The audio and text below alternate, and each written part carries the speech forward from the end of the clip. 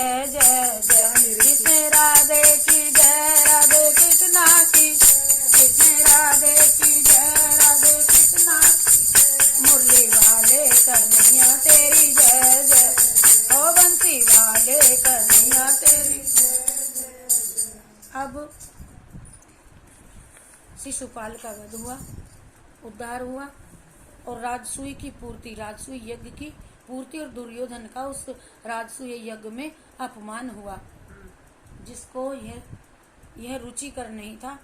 तो परीक्षित के पूछने पर सुखदेव जी कहते हैं, परीक्षित तुम्हारे दादाजी जो महाराज युधिष्ठिर बड़े ही महान थे, जिन्होंने यज्ञ किया और उनके सभी छोटे भाई उनकी आज्ञा का सदैव पालन करते थे। और राजसूय यज्ञ में भीमसेन ने भोजन व्यवस्था का कार्य संभाला और दुर्योधन ने कोषाध्यक्ष का कार्य संभाला। राजसूय यज्ञ में सहदेव ने आने जाने वालों का स्वागत करने का कार्य ले लिया और नकुल ने विविध प्रकार की जो सामग्री लाई जाती हैं पुष्प आदि और यह काम ले लिया। अर्जुन गुरुजनों की सेवा का कार्य करते रहे और स्वयं श्री कृष्ण भगवान जी सबके पैर पखारने लगे, अतिथियों के आने जाने वालों के चरण धोने लगे। परीक्षित जितने भी लोग राजसूय यज्ञ में पधारे थे उन सब की महाराज युधिष्ठिर ने पूजा की और इसके वे लोग महाराज युधिष्ठिर जी की आज्ञा लेकर अपने अपने स्थानों को चले गए। तत्पश्चात युधिष्ठिर ने अपने सुहृद संबंधियों को और भगवान श्री कृष्ण को वहीं पर रोक लिया। एक दिन महाराज युधिष्ठिर अपने भाइयों, संबंधियों और भगवान श्री कृष्ण जी के साथ मैं दानव की बनाई हुई उस सभा में पहुंच गए, विराजमान थे। उसी समय अभिमानी दुर्योधन अपने भाई दुशासन एवं मामा शकुनी के साथ में उस भरी सभा में आया।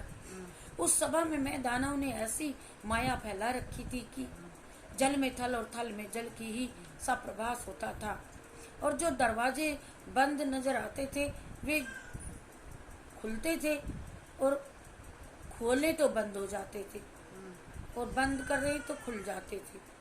जैसे आजकल शीशों में ऐसा लगे मेरे से तो किसी दुकान का खुलता ही नहीं, तो ऐसा लगता है। मैं दानव की बनाई नगरी, ये देख करके स्त्री वस्त्र समेट लेती थी आ गया और जब सचमुच आता तो तब जैसी की तैसी बैठी रहती। ए माया फैला रखी थी इस नगरी। थल में वह अचानक फिसल गया उस जल थल में। ये देख करके स्त्री स्वभाव तो होता ही है स्त्रियों का, द्रौपदी से रहा न गया और जोरों से ठाका मार करके हंसने लगी तथा जब हंसी तो वह यह भी कहा कि अरे जा तू अंधों के अंदर, तुझे दिखाई तो देता नहीं।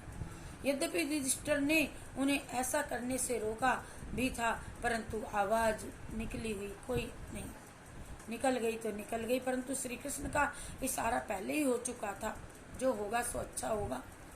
इस व्यंग से दुर्योधन का एक एक अंग क्रोध से आग बबूला हो गया। वह तो जल उठा, तब वह चुपचाप वहां से निकल गया, आज तो हस्तिनापुर चला गया। इस घटना को देख करके सत्पुरुषों में हाहाकार मच गया, परंतु भगवान श्री कृष्ण चुप रहे। परीक्षित सच पूछो तो भगवान श्री कृष्ण की ही इच्छा थी, वे यही चाहते थे कि इस बहाने पृथ्वी का ये जो शेष रह गए यह भी भार उतर जाए, क्योंकि उनकी अवतार भूमि का भार उतारने के लिए ही तो उन्होंने अवतार ग्रहण किया था। बोलो जय शिव शंकर भगवान की, कृष्ण राधे की जय, राधे कृष्ण, कृष्ण राधे की जय, राधे कृष्णा की, मुरली वाले कन्हैया तेरी जय, जय हो बंसी वाले कन्हैया तेरी जय, ओ मुरली वाले कन्हैया तेरी जय जय। अब साल्व के साथ यादवों का युद्ध और साल्व का भी